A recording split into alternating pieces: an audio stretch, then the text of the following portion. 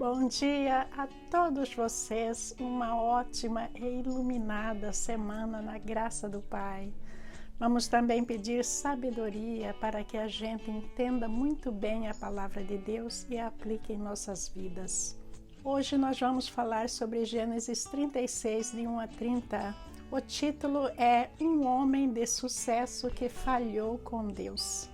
No mundo moderno é muito comum a gente querer uma posição de destaque, a gente querer ganhar muito dinheiro e também ser rico. Isso aí é contra a palavra de Deus? Não. Deus disse que é muito difícil um rico entrar no reino de Deus por causa das tentações, mas ele não disse que a riqueza é proibida, porque a riqueza neste mundo, ela é necessária para que tenha os outros recursos para as pessoas.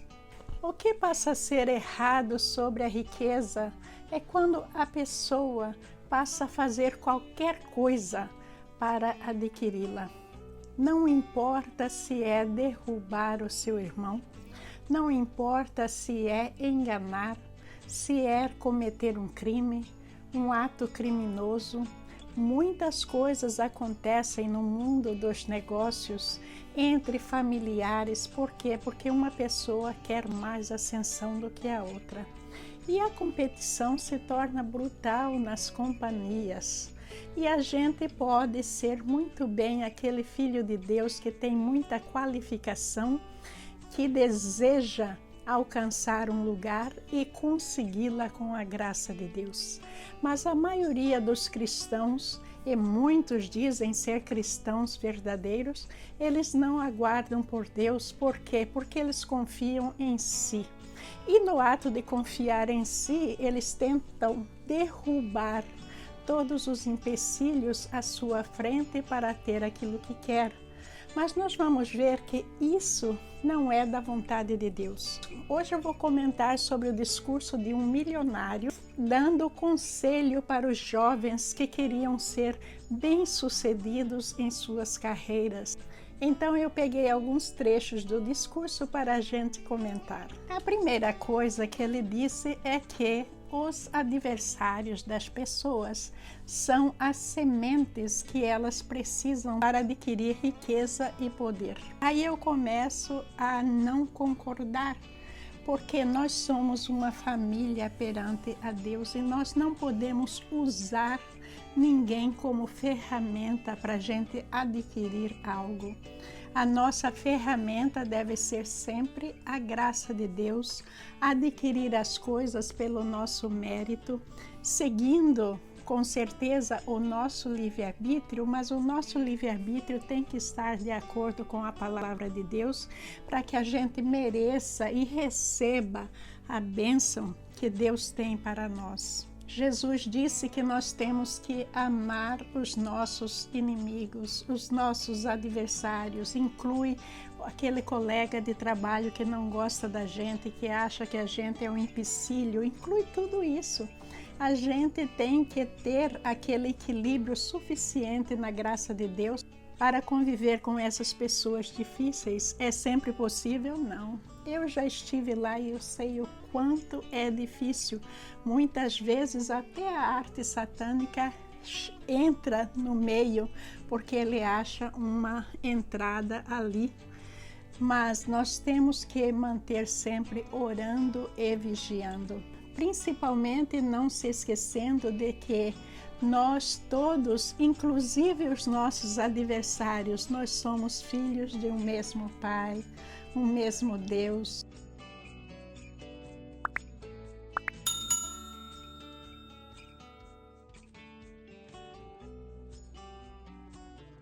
O outro conselho desse milionário é que acreditar em derrotas é envenenar a mente. E nós sabemos, no exemplo de Jesus Cristo, que ele se entregou à derrota para ser o maior de todos, não é? Ele foi para a cruz sem reclamar, ele aceitou todo o castigo que lhe foi imposto, mesmo não devendo nada. E ele foi até a morte, depois ele ressuscitou na sua glória, vitorioso, na frente de todos os sacerdotes, de todos os membros do sinédrio, do governador romano e de tudo mais. Eu concordo que o homem temente a Deus nunca deve ser negativo, porque a negatividade pertence a Satanás. Mas a nossa positividade tem que vir de Deus, da palavra de Deus. Nós temos que saber a hora em que nós devemos parar. A nossa agressividade tem que ter um limite, mesmo que seja uma agressividade competitiva para a gente adquirir o melhor, mas existe um limite para tudo, em que a gente tem que parar às vezes e pensar: será que Deus está me direcionando por outro caminho? E isso é uma verdade absoluta. Quando eu disse para vocês que aconteceu comigo no passado, o que aconteceu é que Deus estava querendo que eu mudasse de rota. Mas eu, com medo, eu fiquei na mesma rota ali, sofrendo. Mas a gente tem que parar e perguntar para Deus: não é este o meu caminho? Por onde é que eu vou? E Ele vai apontar um novo caminho. E esse milionário diz que os grandes líderes, eles devem ter a capacidade de dizer: isso é minha responsabilidade, eu vou resolver isso. Isso, em parte, é muito bom porque a gente está no exercício do nosso livre-arbítrio. Deus já nos capacitou com a sabedoria, com tudo que nós necessitamos para a gente ser bem-sucedido. Não é Deus que vai vir aqui fazer o nosso trabalho para a gente ser bem-sucedido. Somos nós que temos que fazer. Mas na resolução de todos os problemas no nosso trabalho, na nossa vida e tudo mais, nós temos que resolver de acordo com Deus, de acordo com a sua palavra. Porque se nós formos para o lado negativo, para resolver de acordo com o homem, de acordo com a competição mundana, nós vamos cair num abismo e às vezes esse abismo nem vai ter volta para nós. Outro conselho desse homem rico foi: pegue o que você precisa e não se preocupe com o resto. Esse conselho ele pode ser muito negativo, porque dependendo da situação, você pode querer pegar aquilo que não lhe pertence simplesmente porque você precisa. Mas o que é que a gente realmente precisa? Será que aquilo que a gente precisa é baseado na necessidade de sobrevivência, na necessidade, ou é algo que a gente precisa simplesmente por ganância? Porque se for pela ganância, é algo totalmente maligno, é algo voltado para Satanás e não para Deus. Então, quando a gente vai pegar algo que a gente precisa, tem que ser algo que é nosso de direito. Porque se não for algo nosso de direito, a gente está roubando a bênção de alguém. E isso não é uma coisa que Jesus Cristo nos ensinou a fazer. E um dos conselhos desse milionário é que as pessoas são os nossos maiores recursos. Não, porque se nós formos usar as pessoas como nosso recurso para subir na vida, para fazer isto, para fazer aquilo, a gente está roubando os recursos da pessoa, a gente está usando a pessoa. Então, o cristão, o verdadeiro cristão, nós como cristãos, nós temos que pensar que o nosso maior recurso vem de Deus, o nosso Pai. É Ele quem pode nos capacitar, nos dar tudo o que nós precisamos para a gente ser feliz, tanto aqui na terra como no lado espiritual, porque sem as bênçãos de Deus, nós estamos com as pessoas aleijadas, que não podem fazer nada, mas nós não somos, ninguém é, nem os aleijados são espiritualmente aleijados. Eles sempre têm bênçãos, sempre tem algo que ele pode fazer sem tirar das outras pessoas. Outro conselho desse bilionário é que nós temos que fazer do nosso trabalho o nosso lazer. Vocês sabem onde é que isso vai, não é? Pai de família ou mãe de família que praticamente muda para o trabalho. Já não tem mais dia, mais noite, nem final de semana, deixam a família de lado, não tem tempo para Deus, não tem tempo para nada. É uma filosofia totalmente materialista. Nós, como filhos de Deus, nós temos que pensar que nesta terra nós somos passageiros e nós precisamos daquilo necessário para a nossa saúde, a nossa sobrevivência, nos vestir, nos abrigar. Mas nada exagerado, porque a gente vai morrer e vai deixar. E isso envolve uma ganância muito grande de ter, e que a gente deixa as coisas mais importantes, como a nossa família, os nossos relacionamentos e Deus do lado, e a gente passa a ser escravo, porque pessoas que estão agindo dessa maneira, elas são simplesmente escravos deste mundo, escravos do egoísmo, da ganância. Tudo isso leva a pessoa a se afastar de Deus e a chegar mais perto do maligno. A história de hoje é a história sobre um homem de sucesso, um homem rico, que não tinha mais onde pôr as suas riquezas, mas que falhou com Deus.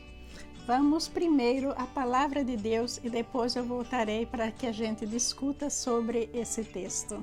Leitura de Gênesis, capítulo 36, versículos de 1 a 30. Esta é a história da família de Esaú, que é Edom. Esaú casou-se com mulheres de Canaã, com Ada, filha de Elon, o Hitita, e com Oolibama, filha de Aná, e neta de Zibeão, o Eveu. E também com Basemate, filha de Ismael e irmã de Nebaiote. Ada deu à luz a Esaú um filho chamado Elifaz. Basemate deu-lhe Reuel. E Oolibama deu-lhe Jeus, Jalão e Corá. Esses foram os filhos de Esaú que nasceram em Canaã. Esaú tomou suas mulheres, seus filhos e filhas e todos os de sua casa, assim como os seus rebanhos, todos os outros animais e todos os bens que havia adquirido em Canaã, e foi para outra região, para longe do seu irmão Jacó. Os seus bens eram tantos que eles já não podiam morar juntos. A terra onde estavam vivendo não podia sustentá-los por causa dos seus rebanhos. Por isso Esaú, que é Edom, fixou-se nos montes de Seir. Este é o registro da descendência de Esaú, pai dos Edomitas, nos montes de Seir. Estes são os nomes dos filhos de Esaú: Elifaz, filho de Ada, mulher de Esaú, e Reuel, filho de Basemate, mulher de Esaú. Estes foram os filhos de Elifaz: Temã, Omar, Zefô, Gaetã e Kenaz. Elifaz, filho de Esaú, que tinha uma concubina chamada Timna, que lhe deu um filho chamado Amaleque. Foram esses os netos de Ada, mulher de Esaú. Estes foram os filhos de Reuel: Naate, Zerá, Samá e Mizá. Foram esses os netos de Basemate, mulher de Esaú. Estes foram os filhos de Oolibama, mulher de Esaú, filha de Aná e neta de Zibeão, os quais ela deu a Esaú: Jeus, Jalão e Corá. Foram estes os chefes dentre os descendentes de Esaú, os filhos de Elifaz, filho mais velho de Esaú: Temã, Omar, Zefô, Kenaz. Corá, Gaitã e Amaleque. Foram esses os chefes descendentes de Elifaz em Edom. Eram netos de Ada. Foram estes os filhos de Reuel, filho de Esaú, chefes de Naate, Zerá, Samá e Mizá. Foram esses os chefes descendentes de Reuel em Edom, netos de Basemate, mulher de Esaú. Foram estes os filhos de Oolibama, mulher de Esaú, os chefes Jeús, Jalão e Corá. Foram esses os chefes descendentes de Oolibama, mulher de Esaú, filha de Aná. Foram esses os filhos de Esaú, que é Edom, e esses foram os seus chefes.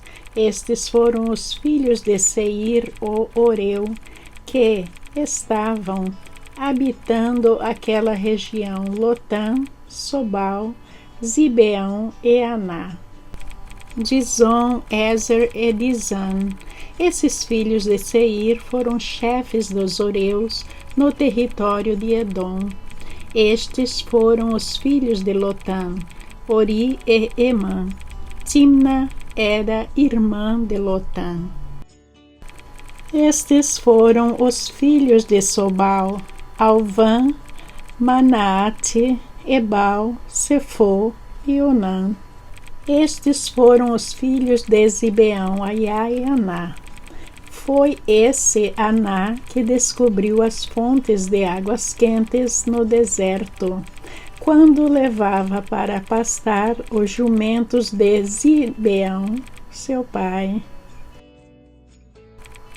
Estes foram os filhos de Aná, Dizon e Oolibama, a filha de Aná.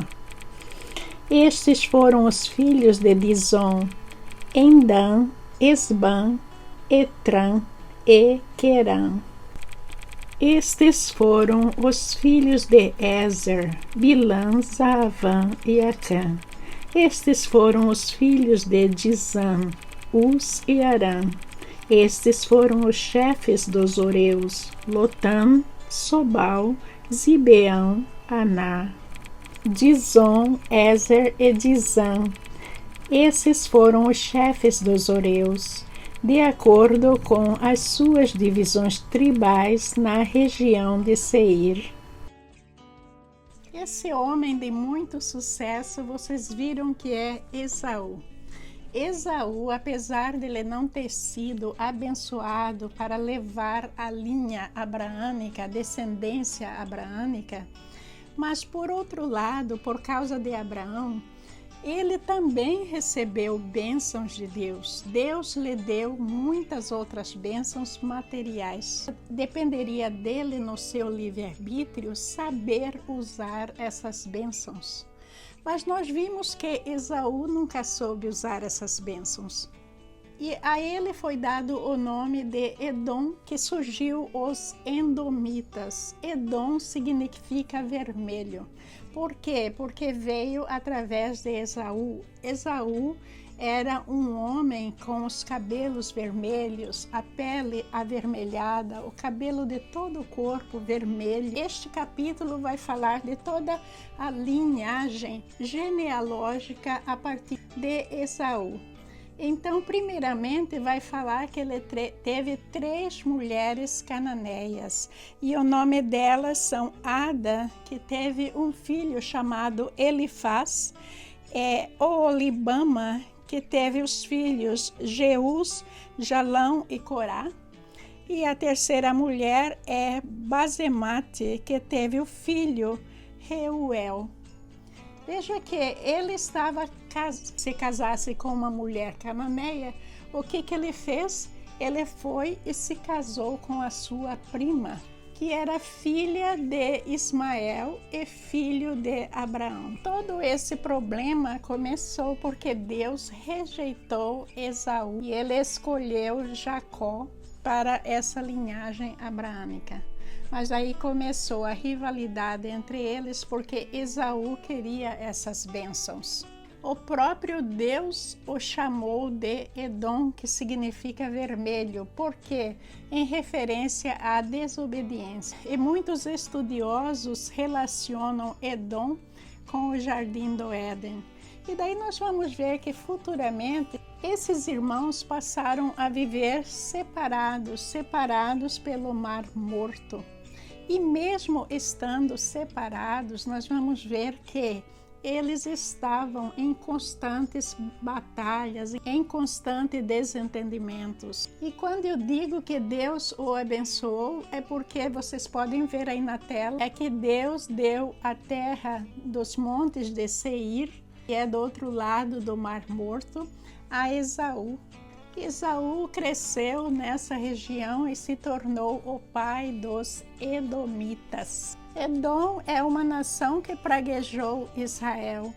Vejam que, por exemplo, na época em que Moisés estava trazendo o povo para a terra prometida, o que é que Edom fez?